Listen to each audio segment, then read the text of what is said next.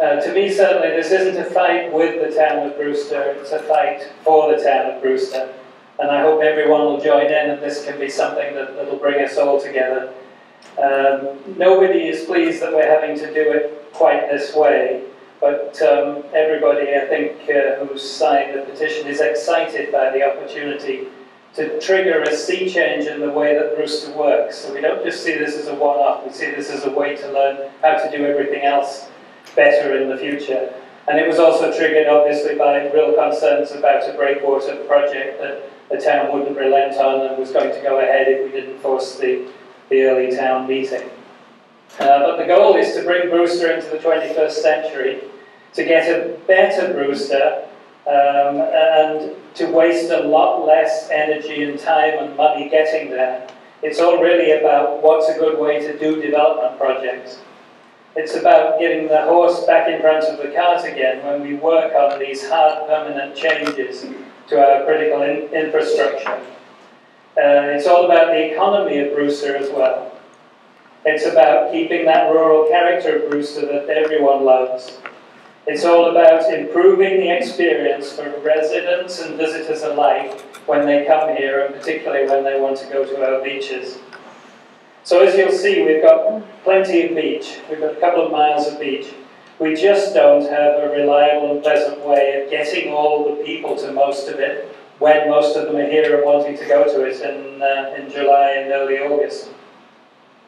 And our town has tended to be so wrapped up in the projects to mitigate the storm damage and try and protect every single landing one by one. It doesn't really have seemed to have ever looked up from the trenches and realised that we're in danger of sort of losing the war, because that's not going to solve our beach access problem. If we make no parking loss a constraint on each landing project that we do, we'll not come up with the best projects for each landing, because it's an artificial constraint. Because we're never going to create enough parking spaces crammed into each landing.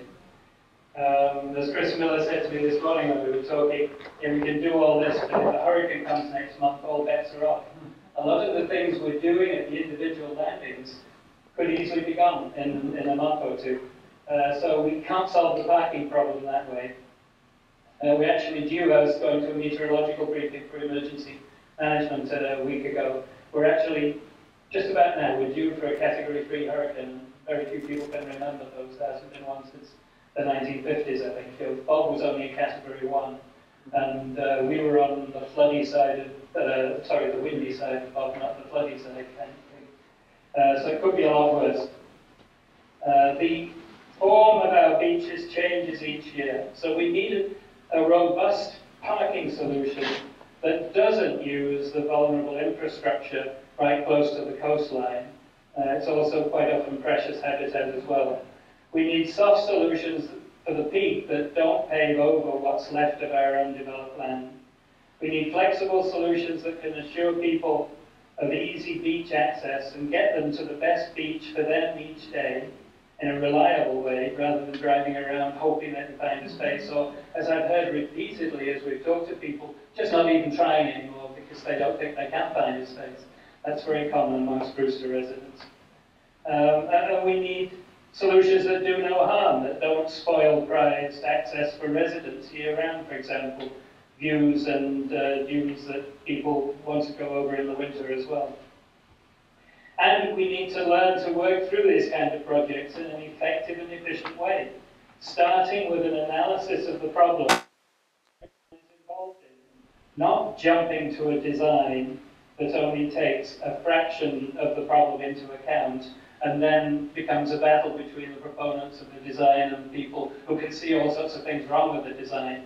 If we engage everybody from the beginning in these projects, then they'll all go more smoothly. I've had a lot of experience in development throughout my working life, and there's a tendency of people to rush to try and, they know they want to do something and they see an answer, and they try and rush to do it because they're anxious to do something.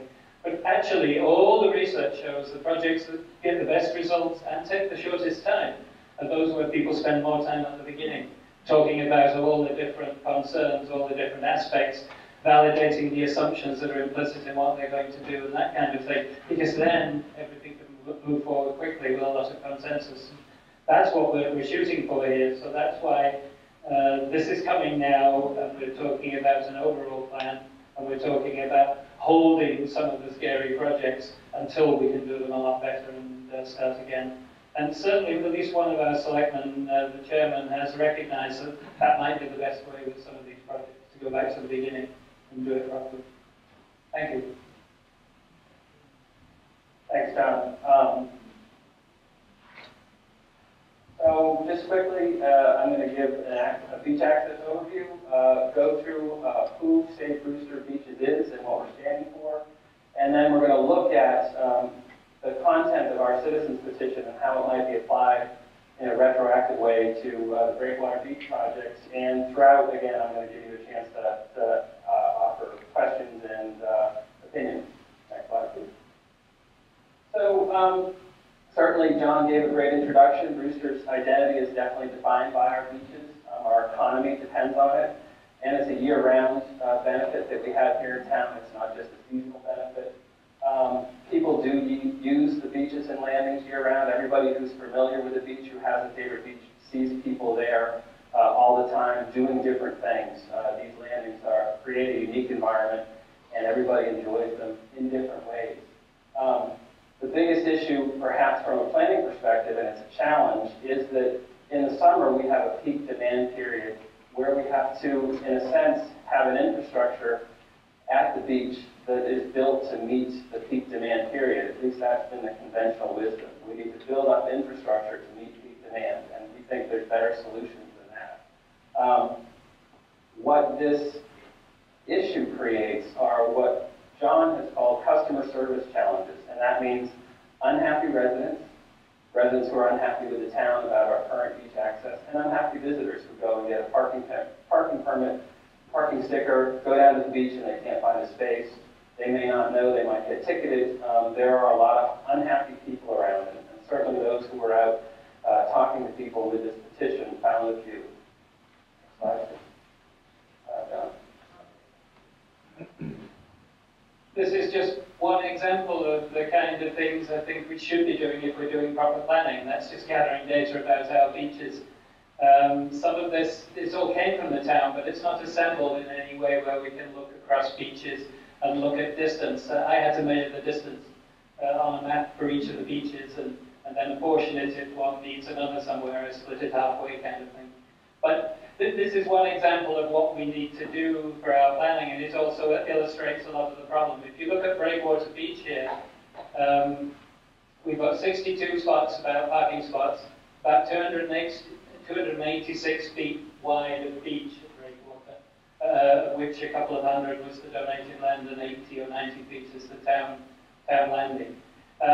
If we look then at how many parking spots we have per 100 feet of beach, which is what this last column is, we've got 21.7.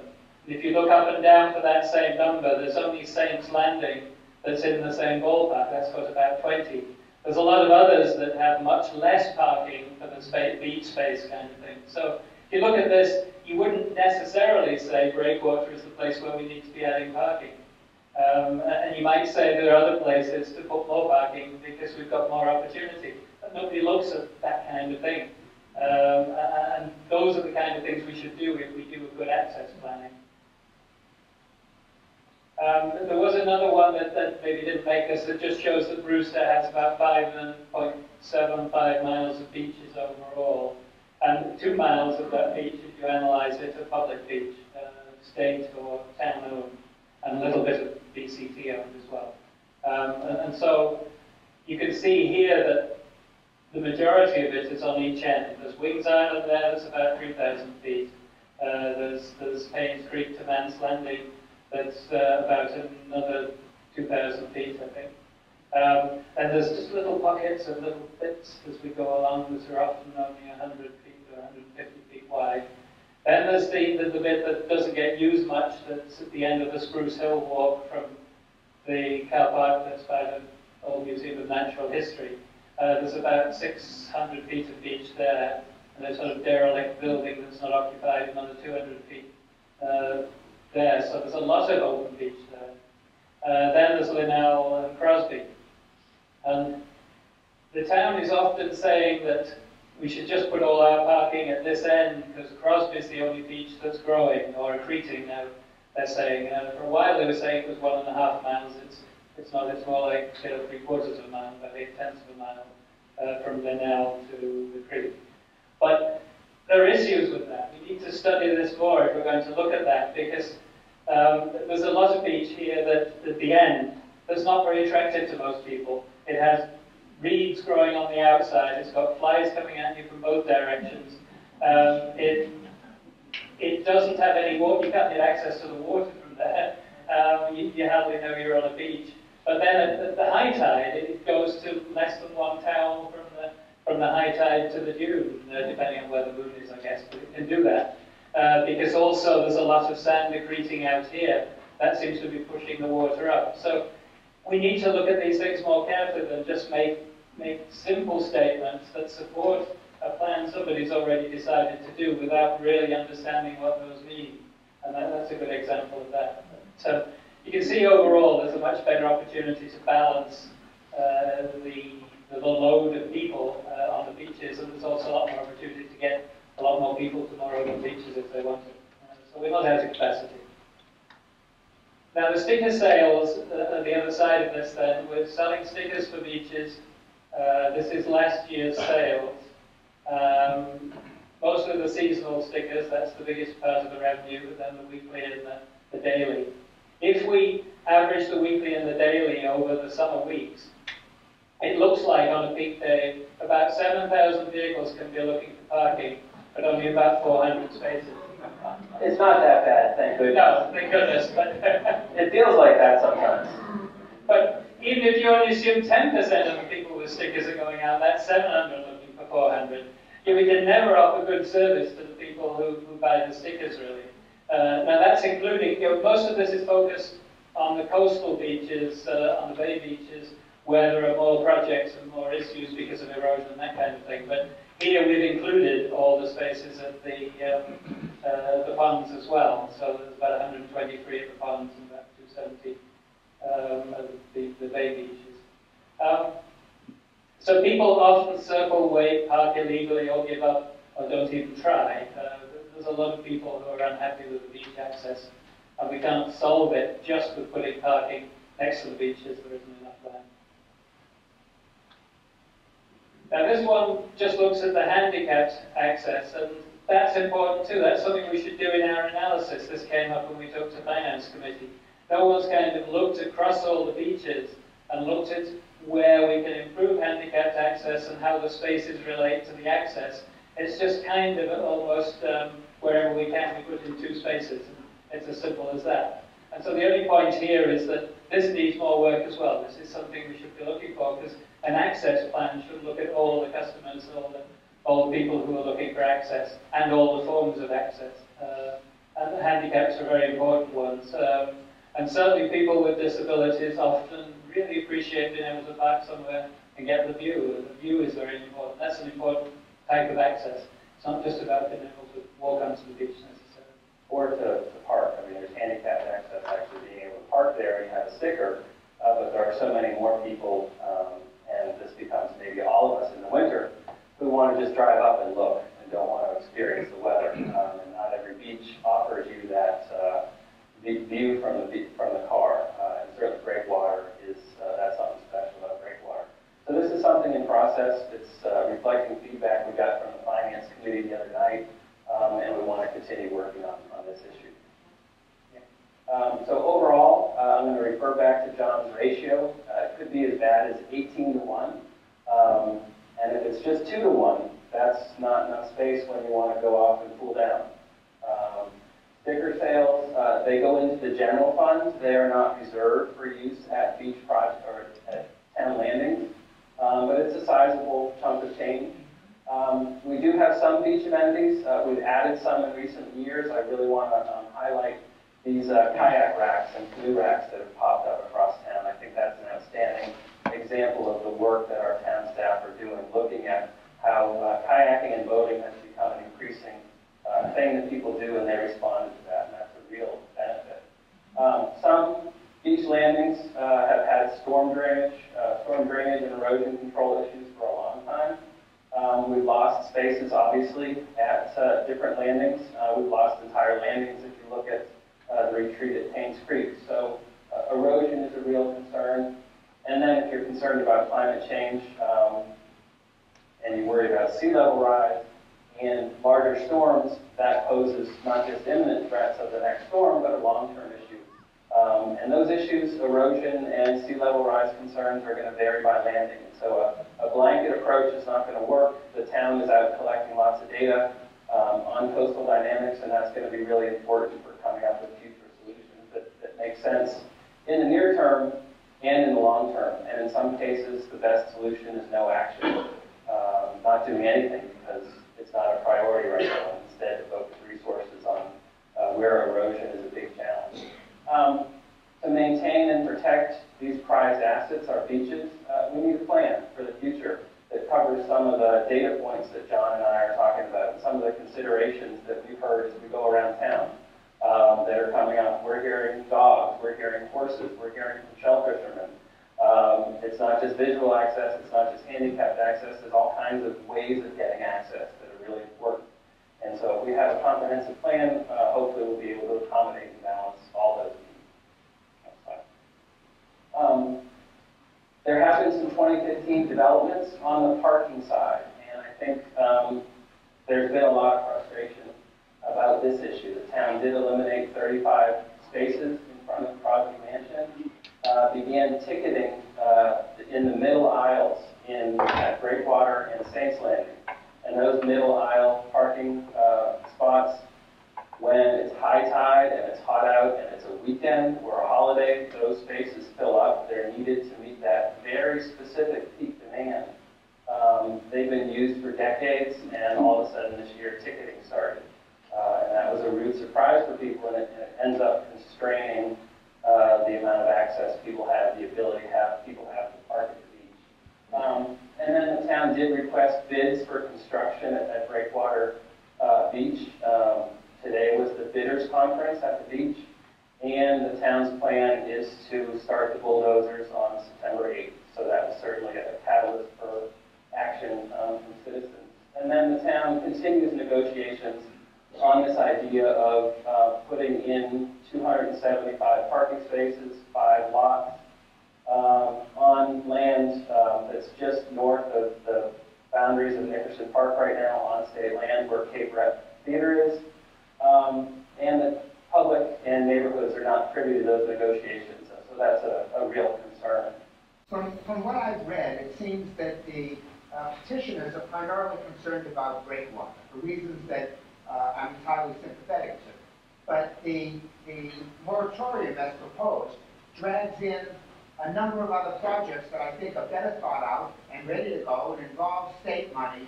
So I'm wondering why it has to be that way. Why can't we do this on an individual project by project basis? Why we need to stop all the projects? The one on Ellis Landing Road down near me seems to be approved and thought out and considered and a good project.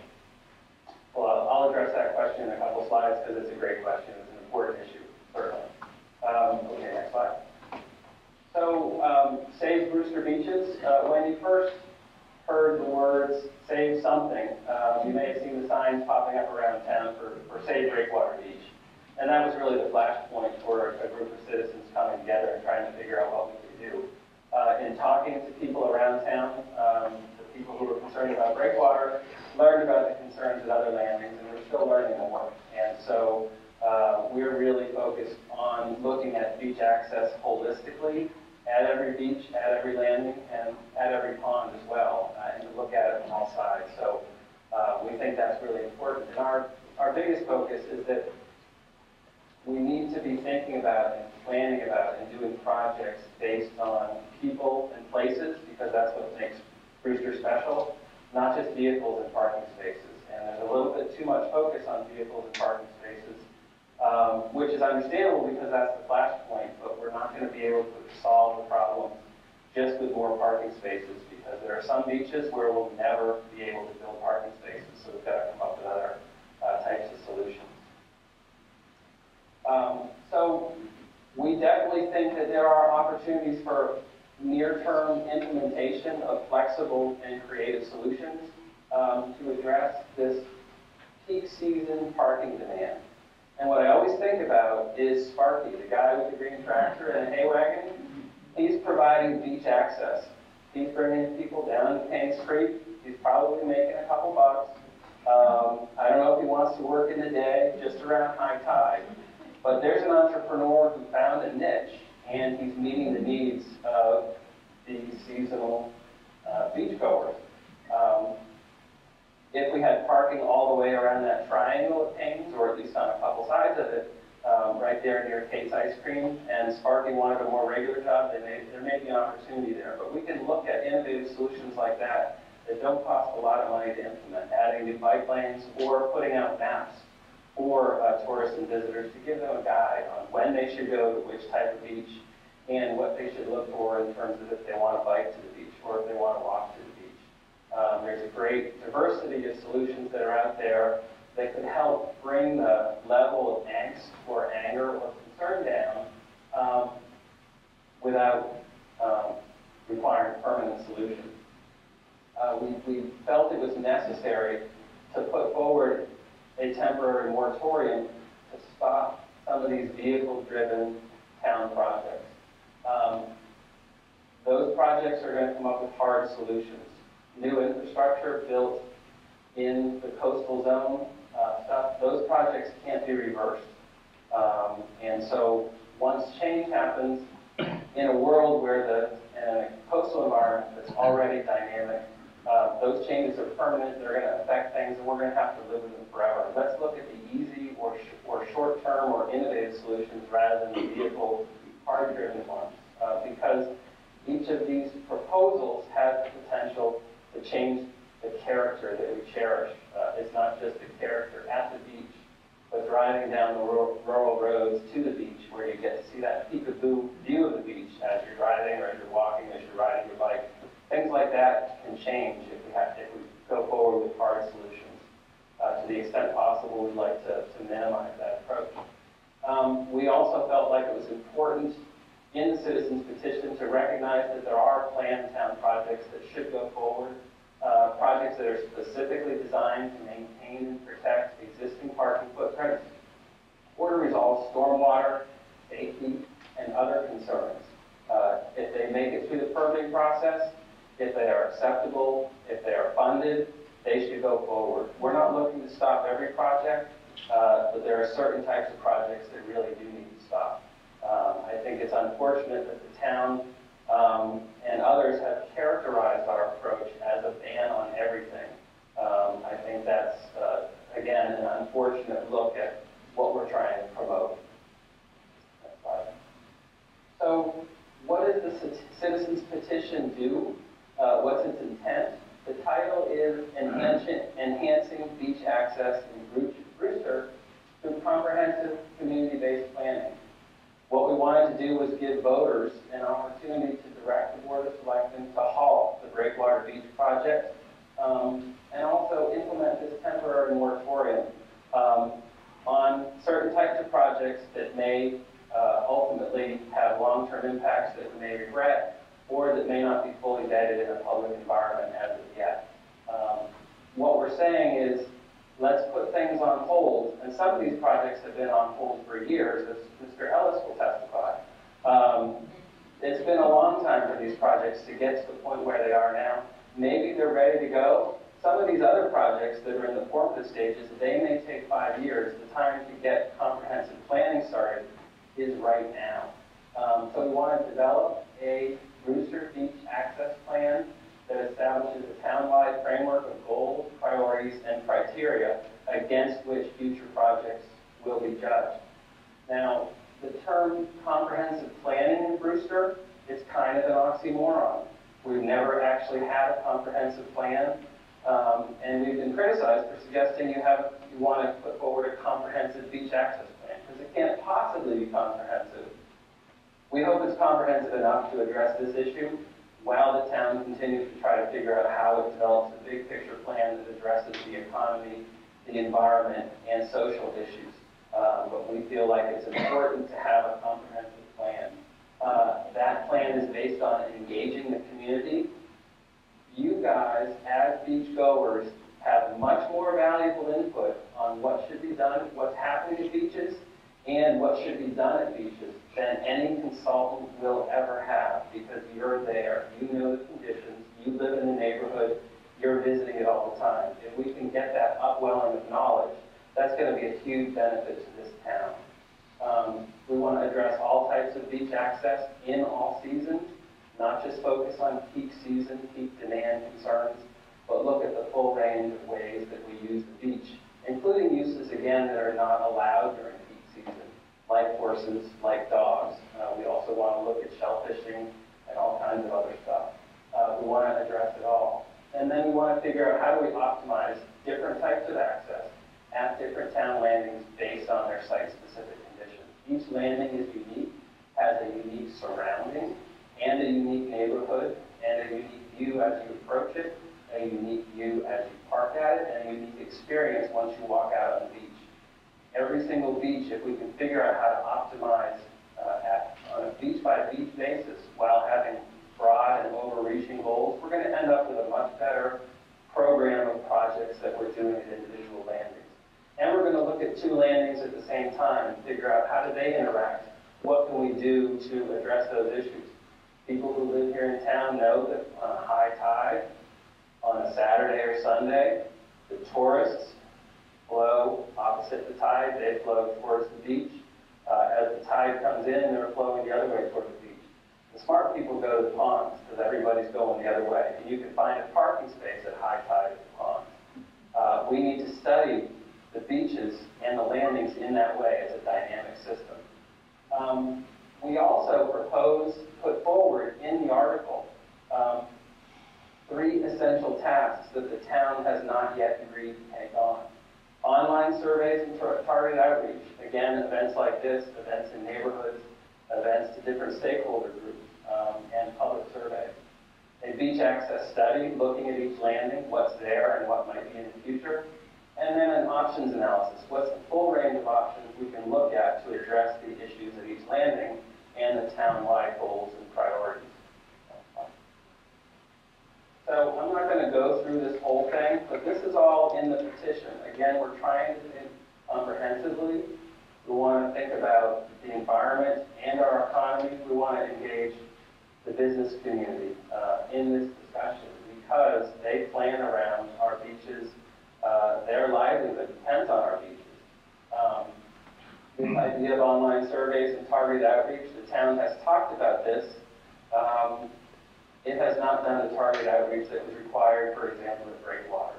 And I think if it had, it might have found out some things before it went forward that maybe would have avoided the circumstance we're in now. The beach access study. We want to study beaches from all different perspectives. Gather data, use the survey data as well as the field data, as well as the data offshore that the town has collected through its sediment and analysis of the flows of sand offshore and the analysis of erosion rates. Put that together with what's unique at each landing and come up with an assessment of what's the current use and what are possible future uses. What are the priority ways people look at each individual beach and what might they think about in the future, or what might we think about in the future as parking spaces get eroded? How are we going to figure out how to get people on that beach when the parking lot is no longer there or it's much smaller? And then finally, an options analysis study. We need to be able to step back and look across town, and figure out issues like satellite parking, beach shuttles. It doesn't have to be a town-run beach shuttle. It could be a Chamber of Commerce type beach trolley like Sandwich just implemented. It could be Sparky with his tractor. We could see if we can get the bike share people to come in for the summer.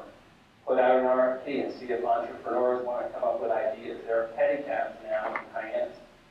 Why not in Brewster? There are certain roads where the pedicabs might work well. So we need to look at everything. And then, of course, we need to look at low-impact ways of getting to the beach, biking and walking. There are some great beaches to bike to, some great beaches to walk to. To the extent we can help the community understand and take advantage of those assets, I think we'll all be better off. Next slide. One of the concerns that we've had and that led to the filing of this petition is that people have been speaking out on these issues, not just for 6 months, but in some cases a couple of years. And we feel like our concerns have not necessarily been heard. Recently, there are signs that the town is hearing. It's starting to move in the right direction. It's not like a locomotive on the tracks. It's not traveling that fast, but maybe it's the ocean liner. We can sense a turn, and we think the turn is happening in the direction of comprehensive community-based planning. In June, the town put forward a grant application to the state for a consensus-building process around addressing climate resiliency. That's a step forward, the idea that the town will want to build consensus. The but there is that that grant was put forward for quite a bit of money. I can't remember the exact amount, but it's over $150,000. It might have been $200,000. It could have been more. I can't remember, and I apologize for that. What I do know is that the words beach access only appeared in the entire grant package in a couple of places. Climate resiliency is what the state is funding and what the federal government is funding. We need to focus on beach access in a climate resiliency context, and vice versa. Climate resiliency in a beach access context. Because beach access drives our economy and is why we're here in a lot of cases.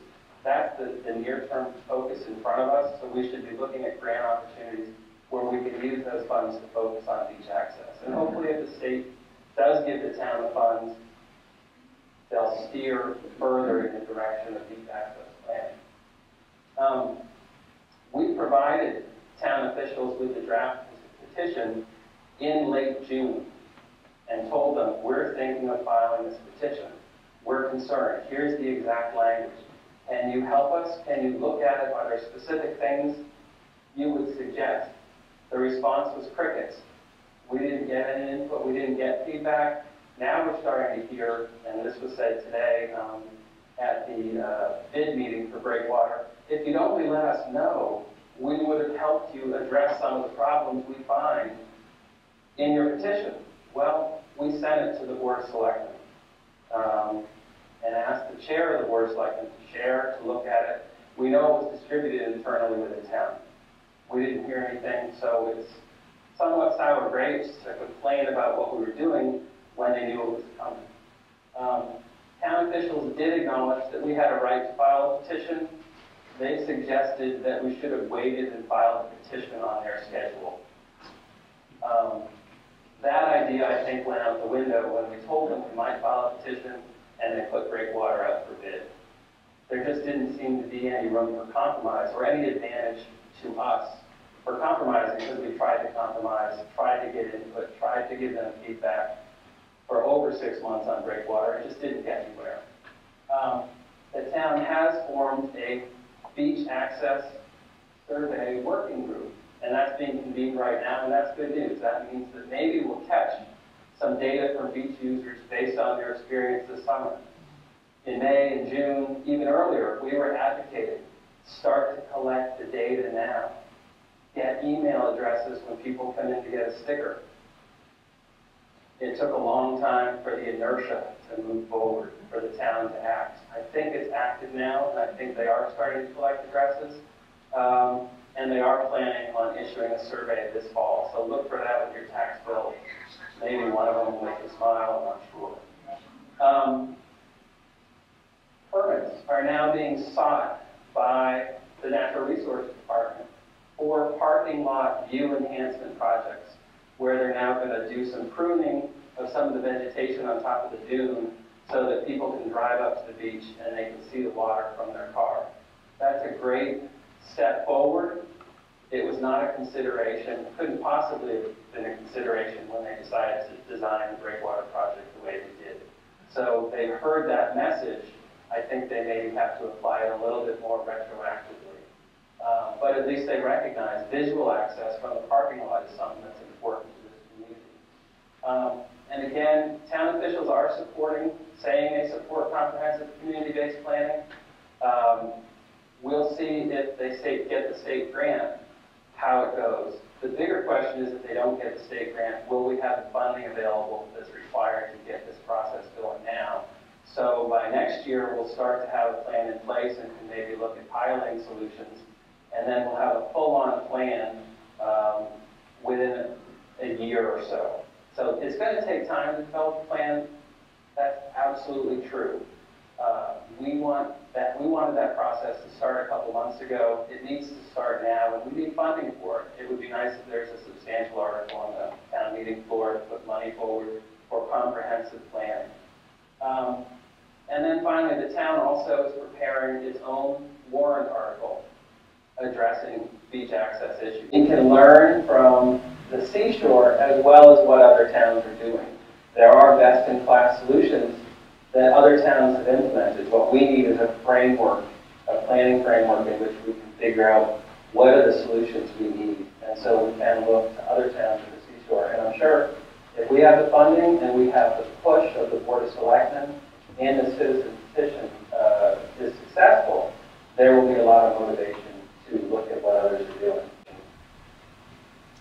Yes, ma'am. Why did the town remove the parking at Crosby Mansion? Somebody else want to take that? Why did the town remove the parking at Crosby Mansion? Yes, it was supposedly on safety grounds. Nobody's seen, as far as I know, certainly I'm not aware of any accidents or anybody seen near misses or anything, but that was the justification.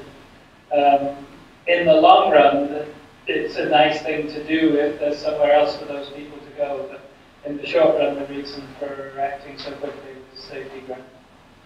And that was also the reason for putting the regulations in to not be able to park on the streets as well. Paul?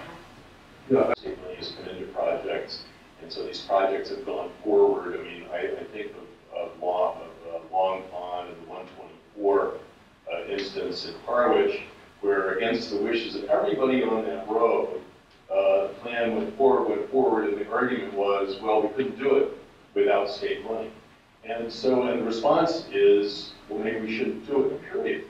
And so the question here is, to what extent do you think, or does anybody think, that the presence of state money is disproportionately driving planning, and how do you resist that inclination?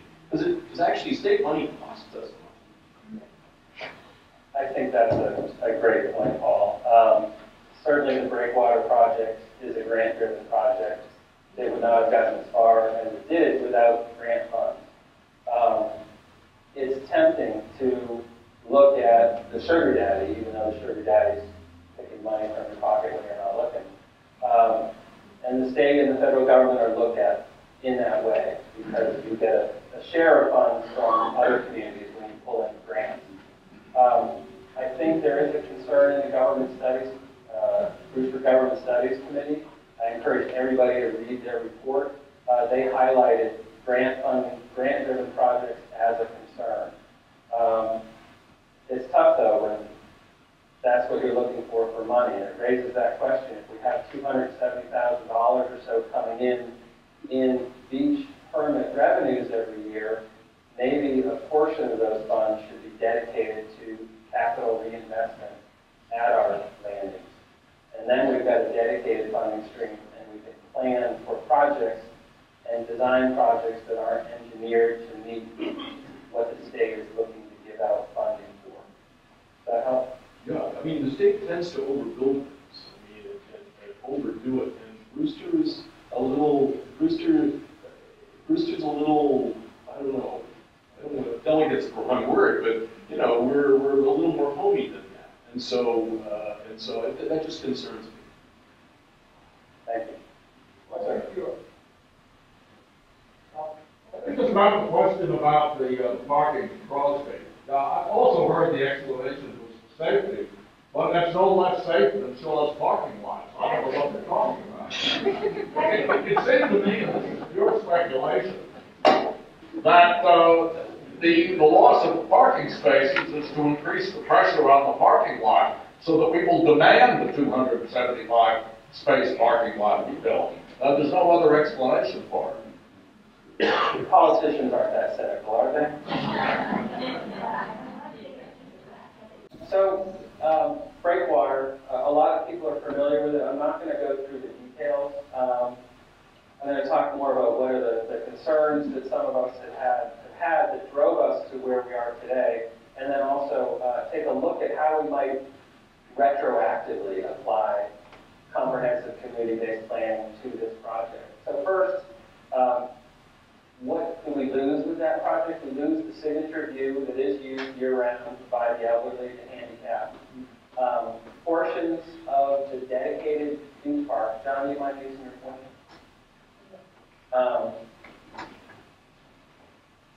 So these are the engineering drawings. Portions of the dedicated beach park would be replaced by parking relocated from the beachfront. So they're going to move about 25, 26 spaces that are right up near the beach, and they're going to move them back into that, what should be protected parkland. And then they're going to put an artificial dune in to replace where those 30 spaces or 26 spaces, whatever it is, were up close to the beach.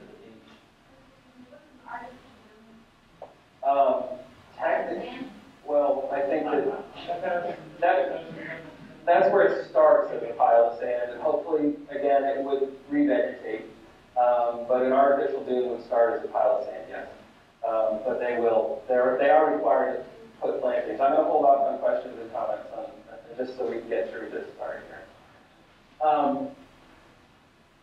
A lot of us, and we heard this message strong from the town's finance committee, is that the town will lose moral standing if this project goes forward because of the previous town meeting vote, because of the sentiment that was expressed when the land was donated to the town as parkland that would now be replaced in part by parking. And then this project will also eliminate those center aisle spaces that are used right now to meet peak demand. There are lots of outstanding questions. Is this the best place to spend $60,000 of taxpayer funds from the town of Brewster? I think that's, actually I know there's $60,000 of CPC funds, and then there's another $10,000 or so that were dedicated to the project at another town meeting. There's additional funds that might be applied. So is this the best place to spend our taxpayer dollars? Will the proposed resiliency measures work? That's a question. What will the cost benefit look like in 5, 10, or 15 years ahead? 5, 10, 15 years from now. The state's going to help us build the new infrastructure and take apart what's there now, but the state is not going to come down and maintain. So we will be putting new infrastructure at risk in an area that frequently floods and is subject to storms in the future. Will the cost-benefit equation change when that state funding is no longer there? And then over time, as climate change occurs, as storms hit, are we going to feel like we made the right thing this year based on not moving forward with a project that was fully vetted at the local level with the neighborhood? And then what are the habitat issues, the neighborhood issues, community character issues, a lot of issues that people have brought up. Next slide, please. To this moral standing issue. This map shows the boundaries of the land that was donated by Dorothea Siff in 1955 and accepted by a town meeting as a dedicated beach park. The Siff lot encompasses more than 50% of the beach. As of now, there is a small park on the right-hand side of Breakwater as you drive down. It is dedicated green space at present, and the parking would go ahead, John. Thank you. So what's the assessment of why is it a donated beach park? Why is it a moral concern? Next slide, please. Or an ethical concern. Dorothea F. Siff donated the property in recognition of her grandparents, her parents.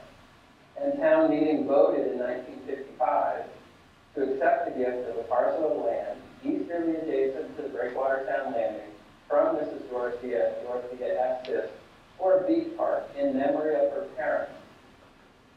That was what was voted. It was accepted as a beach park.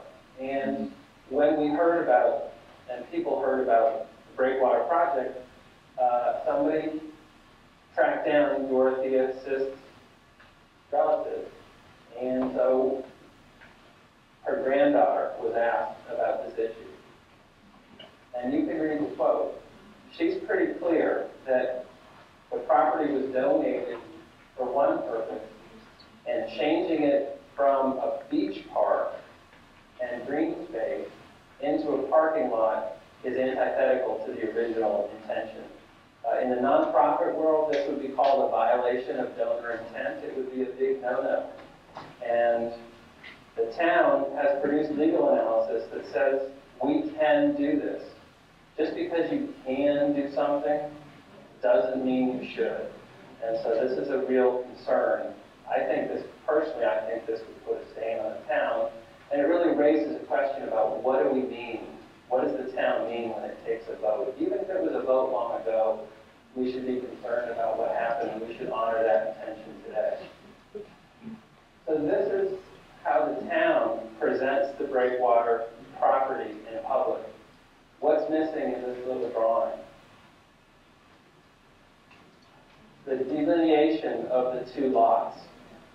And this is really important because those two lots have different values attached to them and different town commitments attached to them. One has been a parking lot for decades. One was accepted as a beach park. And now they're somehow blended together, and that makes it okay. I think a lot of people are concerned about that, and I hope you share that concern. On the map of conservation lands from the Brewster Conservation Trust, the property is highlighted as under conservation. How can conservation and preservation be reconciled with paving parkland? If it's conservation land according to the Brewster Conservation Trust, why would the Brewster Conservation Trust not be fighting this project? I understand the VCT does not get politically involved, and I appreciate that. This is the kind of thing that maybe a nice letter an organization would generate and submit to the town and suggest they have a problem with it. I'm not sure that letter is forthcoming. As a VCT member, I'm concerned about this kind of thing because I know VCT accepts lots of gifts of land and works with the town to make sure that there's a covenant established with the property owner that development will not happen in the future. It's unfortunate VCT was not around in 1955, but VCT and the Association to Preserve Cape Cod, other environmental organizations who are concerned about conservation and preservation should be speaking up about this project. So, I described a few minutes ago what's in our article and what are we calling for? Comprehensive community-based planning. Over the last 6, 7, 8 months, there's been a lot of community input, not collected through a survey, but collected through the public speaking out, collected by the public hiring consultants to counter the town's claims.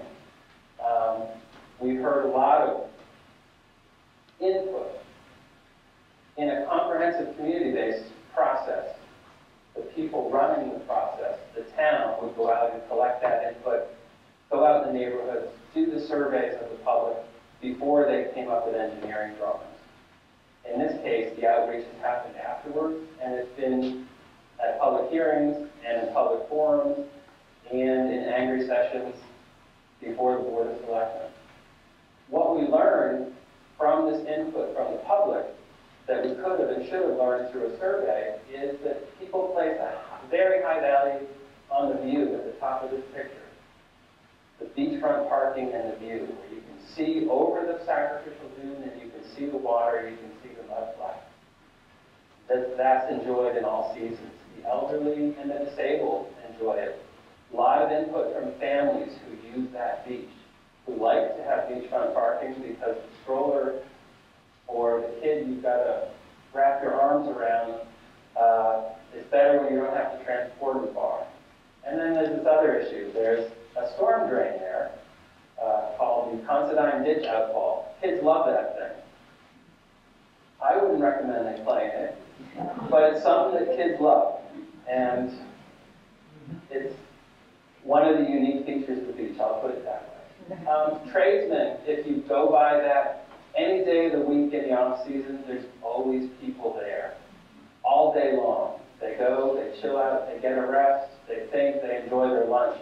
It is used year round. And that input was not factored into the town's design. John earlier cited the statistics of the high parking area ratio to amount of beach space.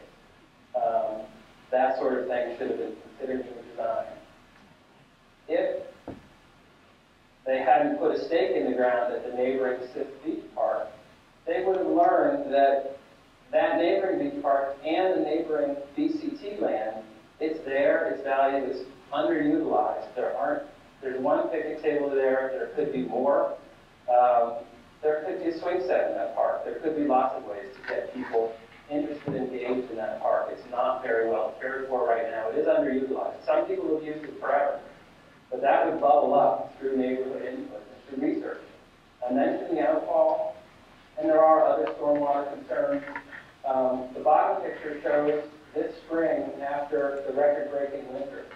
There was not a problem with erosion this spring or this winter because we've already built up erosion control measures there. And so we would have learned that. And then people say, remember the perfect storm, the Halloween storm, 1991? I wasn't here then. But a couple people have said to me, what happened during that storm, that massive storm? The water flooded through the parking lot and completely filled the drainage that Cobb's Pond feeds between the channel and breakwater. That's a wetland. That wetland provides great climate resiliency when the water can get to it. As of now, the Considine Ditch is a constrained pipe. The ditch is actually a running stream, runs year-round, but it's underground. If that Considine Ditch was unburied, it could provide more climate resiliency by allowing water to come into the wetland instead of stacking up on the shoreline and pounding into the dune. So there are conditions on the ground that need to be considered when you plan a project. Next slide. And then just looking at options and things that we should do. This is the third element in the study or in the recommendations, to do an options analysis study. We want to look at the stormwater controls for the Considine Ditch. We want to look at climate resiliency measures that look at the complete natural surroundings. John, can you show the wetland there between the two roads? That whole area is wetland. And if you, this right here, is this your house, Debbie? Maybe Debbie left. Storm flow will come through here, and it will come through here. If we build a big dune in the parking lot, a big artificial dune, is that going to constrain that storm flow, keep it from coming in and filling the wetland, allow the water to stack up at the dune in front of the Sixth property and continue erosion? That could happen. We need to look at those issues. I don't think they were adequately considered. In fact, Chris Miller told me this morning that tidal flow never goes into that wetland. And I don't know how he can say that. I'd love to see him out there at a high storm tide watching the water flow right through the pipe. This is not a great opportunity for parking lot relocation and expansion if you looked at it with a clean slate and not with an agenda to use grant funds. You would have said the beach lot, the beach parking lot, the lot donated by Dorothy Assist is protected. We can't move parking. So there's no real option for parking there. And so you might look at potential satellite parking options, and those have been volunteered. And then finally, if you looked at that ratio of 20 plus cars per 100 feet of beach space, you might say, you know what? We've got enough parking there. Let's leave that beach alone, or that parking lot alone. It might even be okay to lose parking there, ultimately, because it's very parking is lost, that's when the shuttle could perhaps play a role. That's when satellite parking plays a role. But a lot of these issues are longer term opportunities down the line after something happens that requires action.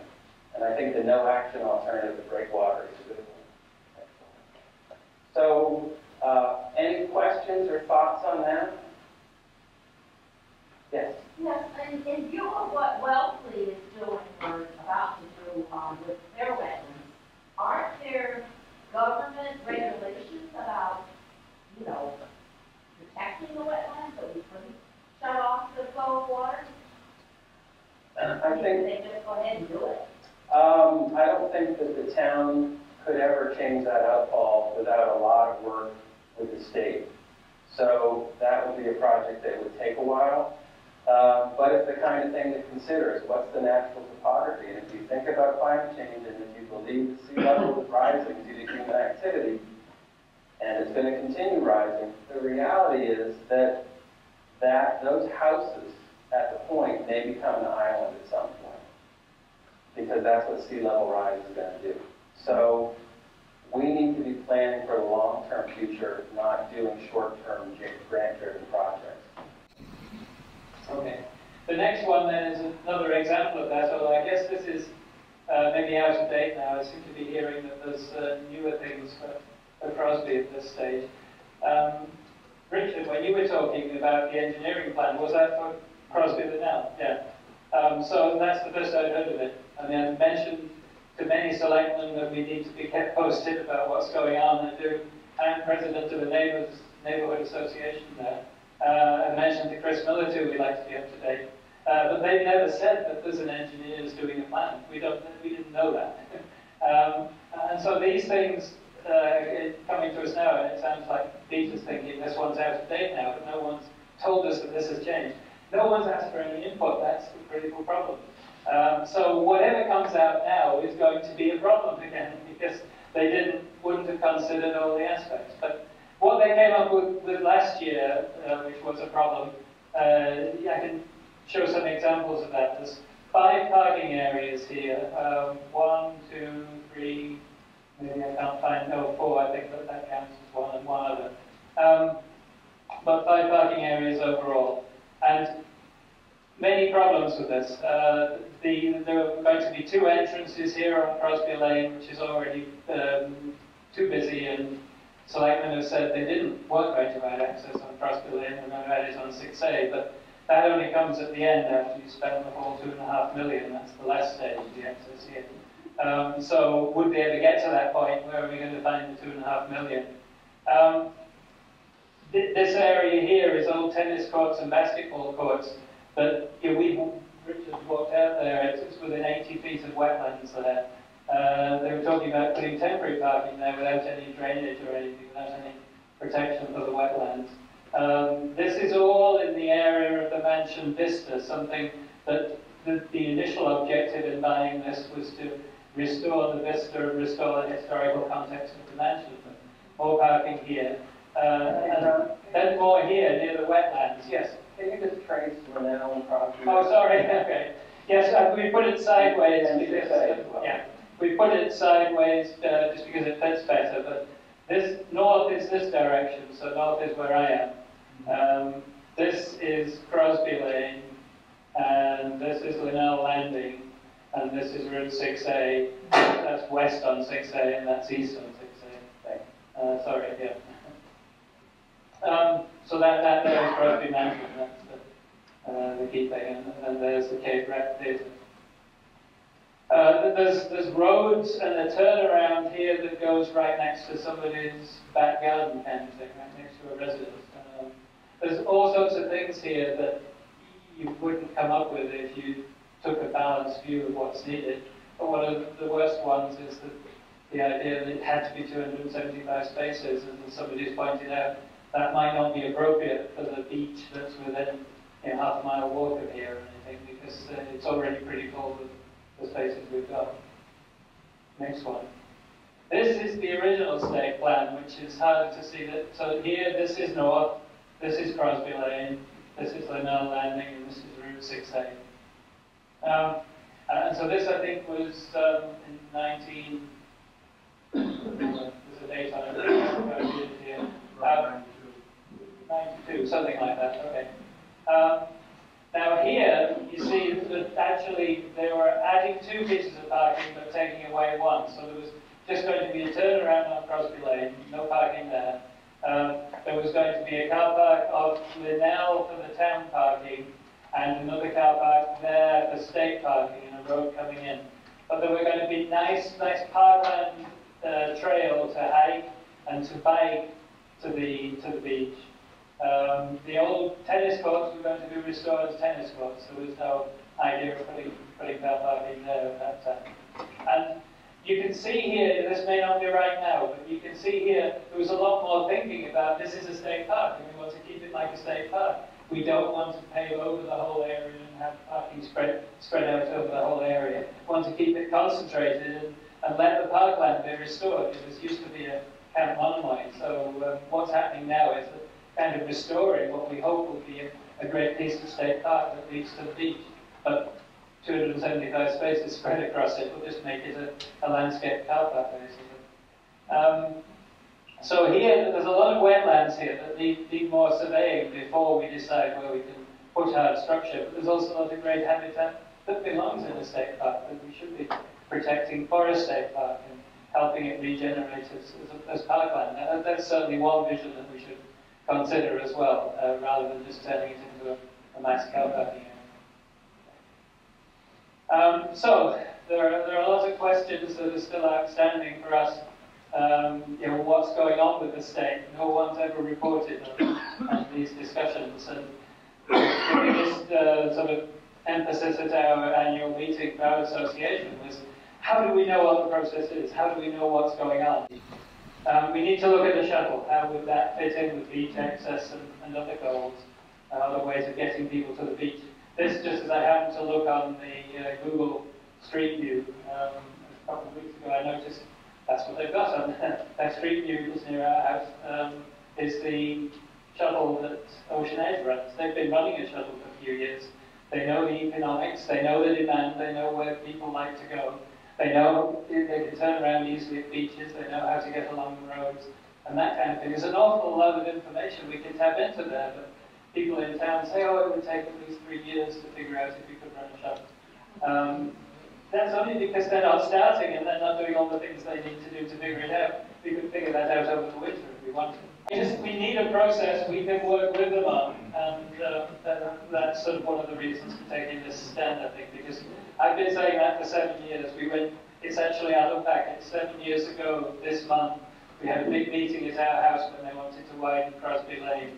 And through a process we went through many meetings. Eventually, it didn't happen, but the last thing we did was to go to the transfer centre and get signatures on a petition for people, and we found 98% of the town, looking at the 300 sample, didn't want to see the beach road wide. There is a large group of people who are working together on this effort. You didn't see everybody here tonight, but it's been great to learn who these people are that have similar ideas about what we as a town can do. And this town has done special things already. It's going to do special things in the future. But the best way to do it is together, not fighting battle by battle over individuals. Thank you so much.